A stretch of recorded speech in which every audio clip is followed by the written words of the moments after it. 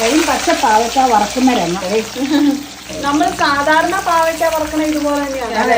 ഉപ്പ് പെരട്ടി വെക്കുക, അതിൻ്റെ കൂടെ ഇച്ചിരി കറിവേപ്പില ഇടുക, അരമണിക്കൂർ കഴിയുമ്പോൾ വെളിച്ചെണ്ണയിൽ വറക്കുക. കറിവേപ്പില ഇടാം, പിന്നെ മുളക് ഓർമ്മ പിളർന്നിട്ടുള്ളത്. മുളക് എരിവ് വേണ്ടവർക്ക് എരിവിടാം. പിന്നെ അതുകൂടാതെ സവോള ഉള്ളിയൊക്കെ വറുത്ത് ചേർക്കണമെന്നുള്ളവർക്ക് അത് ചേർക്കാം, തേങ്ങാക്കൊത്ത് വറക്കണമെന്നുള്ളവർക്ക് അത് ചേർക്കാം. നമ്മളതൊന്നും ചേർക്കാറില്ല. യാതൊന്നും ചേർത്തിട്ടില്ല. ചേർക്കാറുണ്ട് സമയം അനുസരിച്ച്, സൗകര്യം അനുസരിച്ച്. പറ്റൂല എന്ന് തോന്നുമ്പോൾ മറ്റുള്ളത് കഴിഞ്ഞ് ക്ഷീണമാണെങ്കിൽ അതൊന്നും ചേർക്കാൻ പോകില്ല. ഇതൊന്നും ചേർത്തിട്ടില്ല ഇന്ന്. പലരും നമ്മളോട് പാവയ്ക്ക എങ്ങനെയാ വറക്കണേന്ന് ചോദിക്കാറുണ്ട്. ഉപ്പ് വരട്ടി വെക്കുക, പാവയ്ക്ക വറുത്ത് കോരുക, കറിവേപ്പില വറക്കുക, പച്ചമുളക്, വറ്റൽമുളക്, തേങ്ങാക്കൊത്ത്, സവോള ഇതൊക്കെ വറുത്ത് ചേർത്ത് അതിൻ്റെ കൂടെ മിക്സ് ചെയ്താലും നല്ലതാണ്.